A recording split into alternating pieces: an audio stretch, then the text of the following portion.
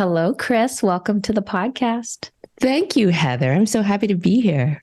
After I hit record and was crying my eyes out, little leakage happened in the eyes because you are a big inspiration to me. So I said the podcast is called Emotionally Uncomfortable. So let's just go to those conversations that nobody wants to have. I can't wait. Yeah, truly. So your new book, I'm Not a Morning Person. I was digging in and lots of just many lines. Like I've highlighted everything. Do you, as an author, do you love that when people are just like, very much so. You're just like, look at it, it's tethered. It's like someone's like Bible or textbook. They just walk around with it like a security blanket. It's very precious to me. It's wonderful. What was it like for you going through the process of writing this book? Quite cathartic. And it was clearly the book that I needed. And I'm glad other people need it too. But if I was the only reader, that would be fine. Mm-hmm. I needed to write this book for myself first and foremost. I'm Not a Morning Person is like kind of like a tongue-in-cheek title, but truly I didn't want to be. Mm-hmm. And I've been in the health and wellness industry and on my own wellness path as somebody who lives with stage 4 cancer, as you know, for 22 years now. And, you know, at a certain point on my journey and in my own personal practice, and then also as a coach and as a leader in wellness, so to speak, you kind of think you have it figured out. Or I thought like, oh, I've got it down. I kind of know what I'm doing. Mm-hmm. And the truth is that I had such a huge blinder on when it came to specifically emotions like grief. Mm-hmm. Even being willing to grieve my own loss of living with stage 4 cancer and, you know, the life that I thought I was going to be living. And by the way, I love my life, but there's still a loss that happens. And it's still a very traumatic event, as you know so well. But I was avoiding those places. And it wasn't until a few years ago when I was coming on my 20-year anniversary of living with cancer. My dad was dying. My business was faltering. And we were in a global pandemic that I couldn't outrun the feelings any longer. Mm. And that's when this journey started. Did you notice during the process of your father dying, like you could feel it coming, or was it the actual loss? Because I think culturally, grief is when we physically lose a person. And yet some people don't realize that they're actually grieving. So when did you notice that, like that cracking of like, oh shit, there's something here? That's a good question. You know, I had never heard of what's known as anticipatory grief. Mm-hmm. I just thought I was crazy. I thought I couldn't keep it together. I thought I had to work harder to control everything. And the day he was diagnosed was the day that the rupture happened, and he lived 4.5 years. But the second that I heard, actually wasn't even when he was diagnosed, the second that I heard that there was a mass in his pancreas, I was in free fall. Not just a free fall of fear or anxiety. It was grief. Did you know that at the time? No, not at all. I did not. When did you discover did a therapist or someone say this is grief? It started with therapy 100% and going back into therapy, because I've been in therapy on and off since I was 16 years old. I'm 52. Right. So I've been in therapy a long time. And I think I also was at a place where I was like, oh, I'm good. I don't need that. I'm good. I've worked through all my shit. Boy, was I wrong.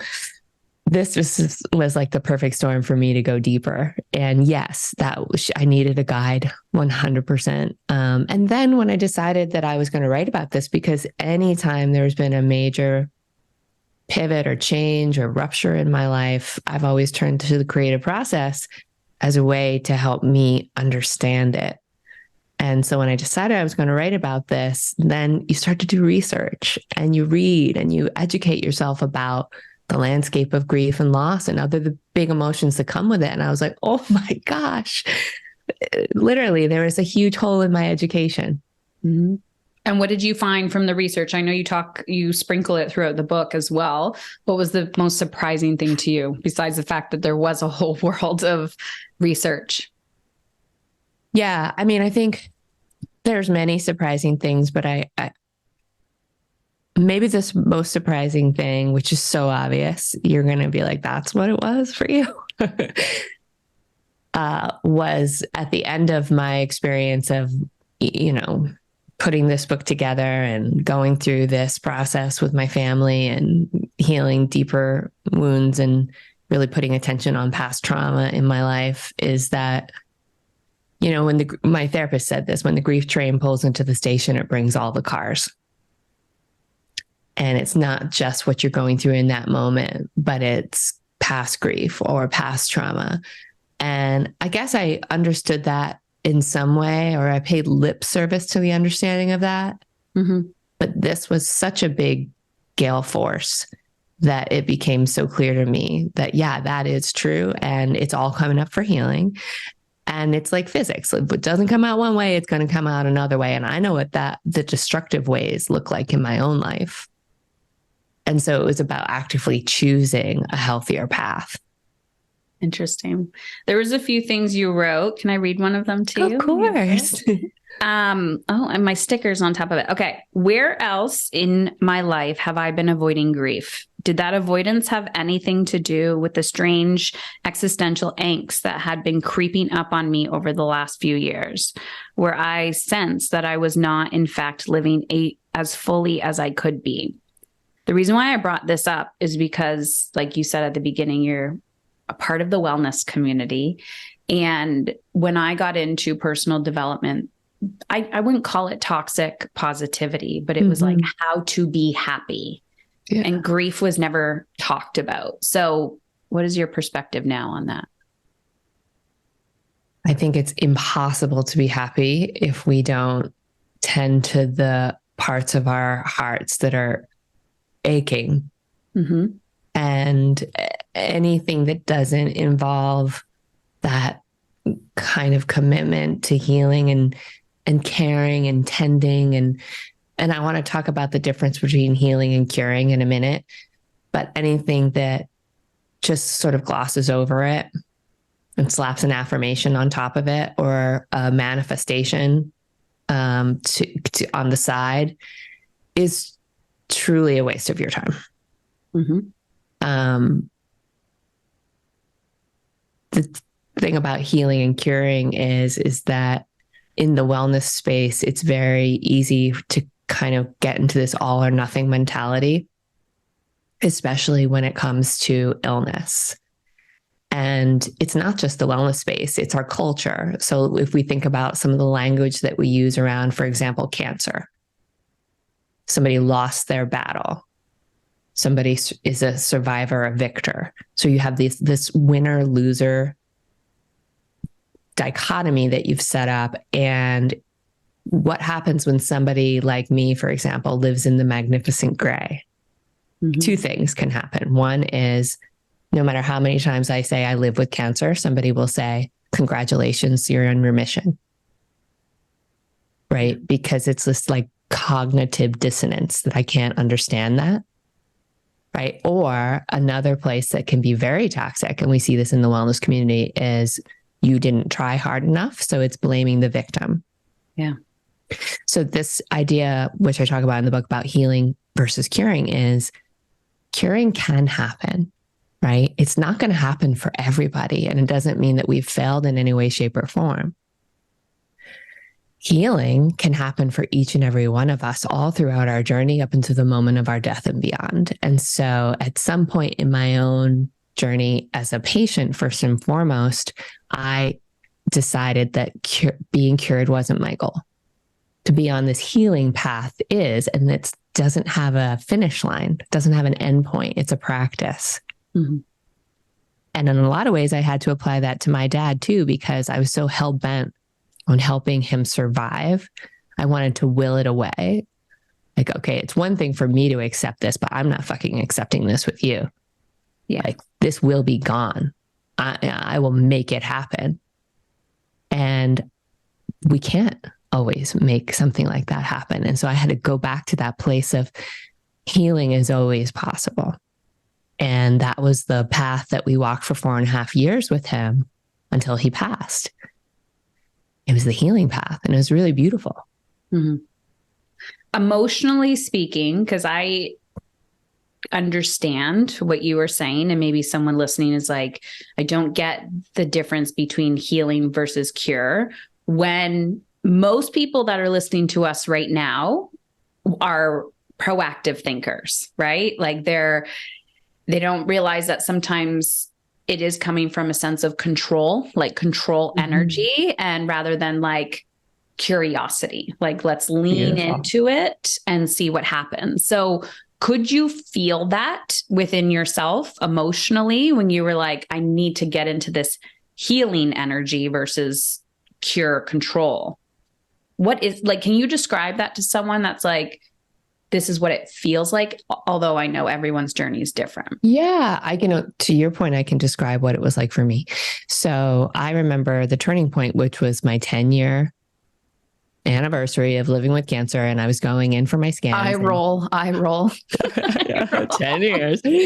And, you know, the first doctor I spoke to suggested a triple organ transplant. The next one gave me 10 years to live. The third one said even crazier things, right? So I had to really become my own advocate, build an incredible team, hire, fire, be in charge, understand these people work for me, and so really take back my power.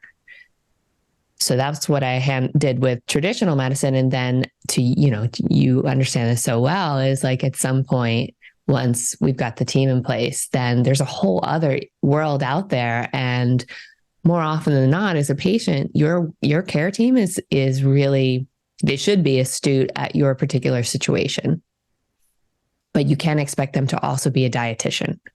It's like being pissed that your podiatrist isn't an eye doctor and you aren't getting a twofer. You're setting yourself up for failure. Right. And so then we look beyond and we say, well, I'm a whole ecosystem. How can I support the rest of the system? And that to me is the beautiful bridge between Western and, integrative medicine. But so going back in time to my 10 years, I was hell-bent on curing myself because I was very bought into the black and white. You're a winner, you're a loser. I didn't even think I could tell my story unless I was in remission and I had, the epic hero's journey tale to share. Like, who would want to hear about me? I'm a failure. It's literally what I said to myself. And a lot of people wanted to hear, but even in the first 10 years of my journey, I well past being on Oprah and all the things, I still thought I was a failure. I never would share that with anybody.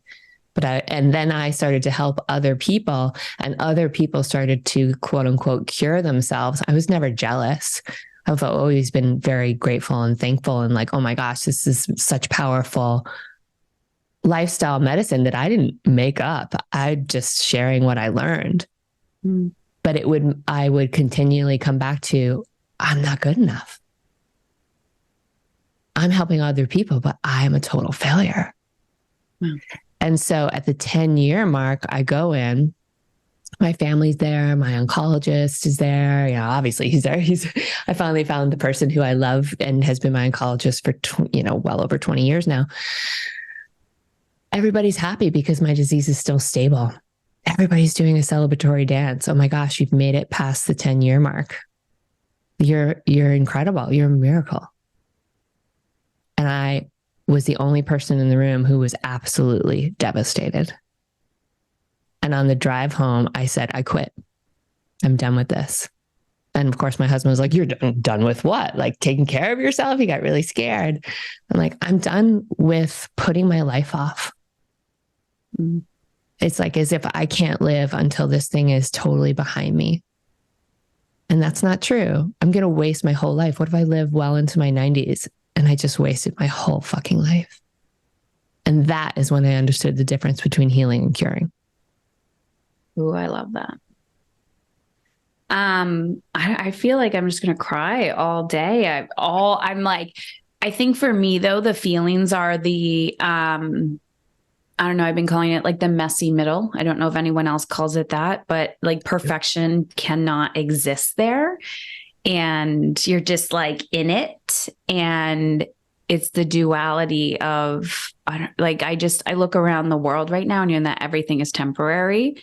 Probably since my kids are getting older and I have less control over them as well. Like they're going out into the world being adults. And I'm like, oh, that was an illusion too, that I can create and manipulate these humans into becoming and making sure that they never experience anything traumatic. So when I have those moments of like, wow, the sun is shining today. This is temporary. I'm going to enjoy it. There's that, like I can sit with the joy and the grief. Can you talk about that? I would love to talk about that. I think that's such a brilliant observation. It shows how much you tune in to what's happening and how heightened your awareness is. And I think that ultimately that's where all healing starts, is from that place of awareness. We can't have great loves in our life.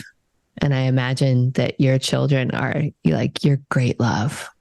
We can't have those great loves. It's such a blessing to have great loves in our life without also having great losses and deep grief.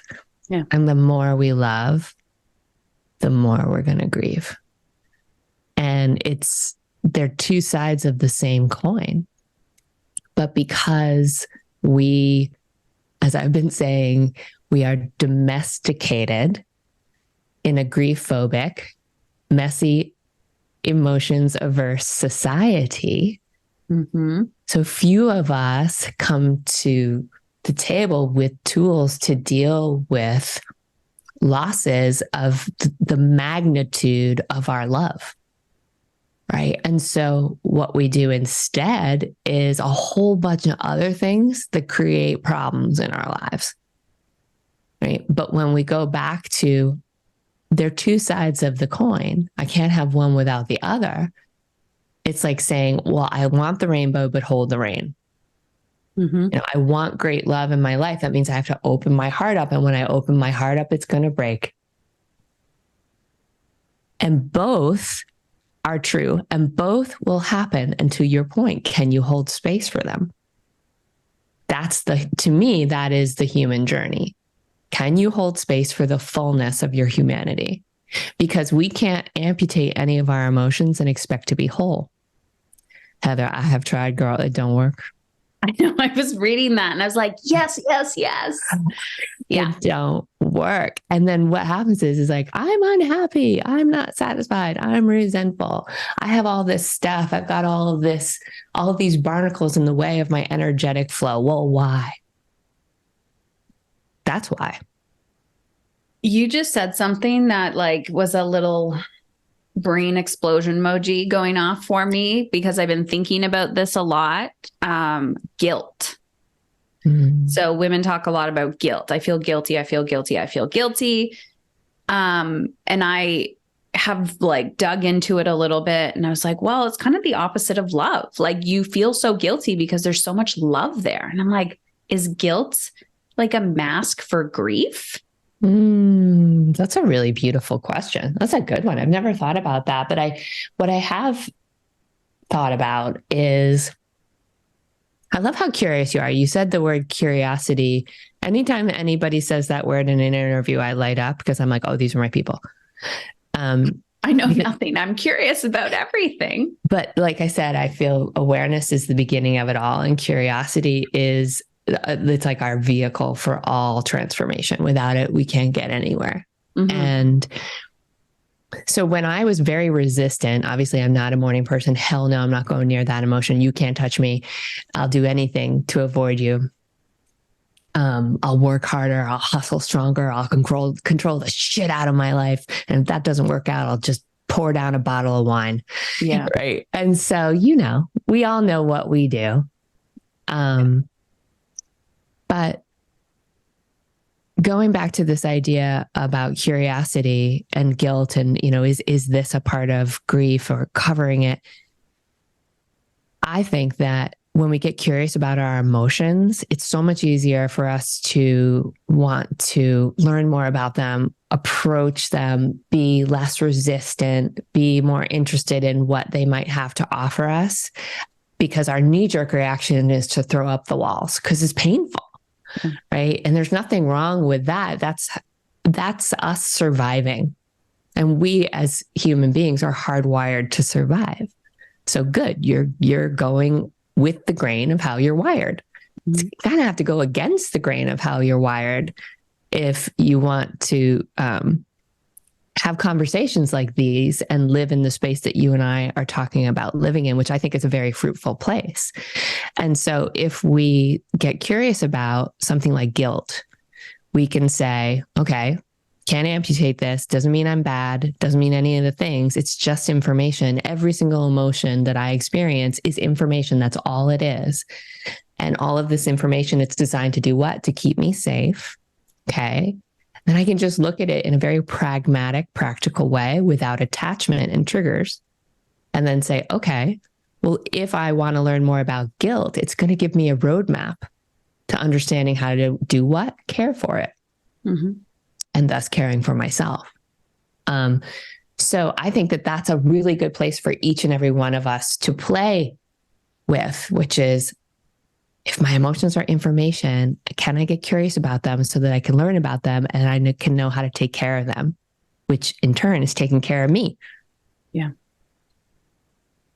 And so that you can also get to the better feeling. Yes, 100%. And state. If you don't understand grief or fear or the ones you don't want to feel, you will not be able to understand the ones you do want to feel. That is so well said. And going back to this idea of awareness, in a lot of my interviews, people want like a 10-step path. And I'm like, nope, not giving it to you. I don't have it. 3 simple strategies where we can get started today. Yes, ma'am. But that awareness is the place that I always like to come back to. And sometimes for some of us, we're so far away from our emotions for whatever reason that the first step is calling them out, just naming what it is that I'm feeling. You might be so much farther down the field if you can even say, oh, I'm feeling guilt. Where the vast majority of people actually just feel a disturbance in the force and can't even articulate what it is. Yeah. Right. And so no shame, no problem if that's you. But then your first step is to say, okay, I'm going to start to play with naming what I'm actually feeling, because I can't take care of something I can't identify. That's good. Okay, 2 more things I want to ask you before our time wraps up. Okay, my dear. The one is, someone's listening to this and they are like, I know I'm grieving. I know this. Or they're like, holy shit, I didn't realize this was grief. But maybe they have had a rupture in their life and a physical loss. And they're like, I think this is grief. And I'm going to say that they're stuck in grief. And they're like, will this ever get lighter? Will I ever experience joy again? What do you say to that person that's like very familiar with grief and it's kind of stuck in it? First and foremost, I want to start by saying, if you're listening and that's you, I'm just sending you all my love and wrapping my arms around you, because it is such a painful place to be.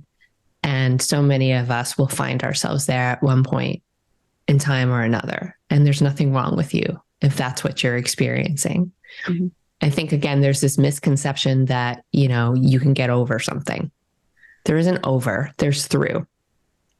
And for me, I talk about this in the book, which is this one idea of Carl Jung's, which is that we orbit around certain themes our entire lives. And with each passing orbit, we find a new layer of meaning or growth.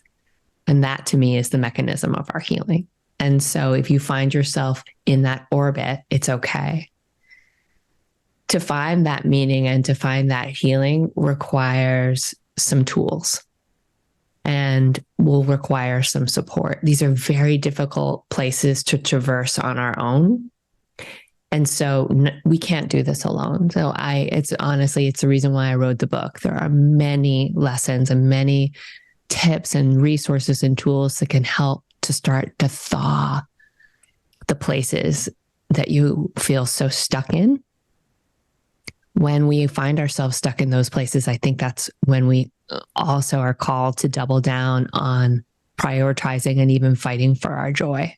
Because it's very hard to stay emotionally and energetically committed to healing when our batteries are on empty.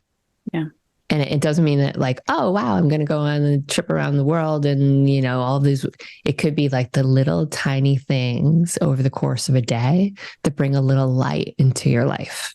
For me, during the hardest times, it was my bird feeders. Literally. But they started to bring me joy. And a little bit of joy was a vitamin boost for me in the darkest moments. And so I hope that there's something in there that could help somebody who might find themselves there in that place. I was going to ask you this when you just said bird feeders, if you ever got one of those ones with the app. What? What do you speak of, Heather? There's a bird feeder with a little camera on it, and you can be on your phone and you get a notification when there's a bird or a squirrel eating from your bird feeder.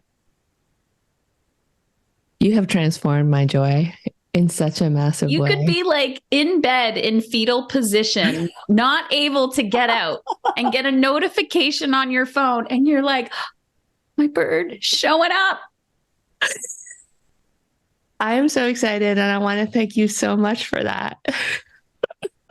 I saw it on Instagram. Oh, this is where my mother learns about the latest face cream that she tells me I need. She's like, look, they say that if you put this under your eyes, all the bags will go away. I'm like, Mom, they say a lot of things. And she's 15. I always love the creams that they apply. I know. And instantly, 10 seconds later, gone.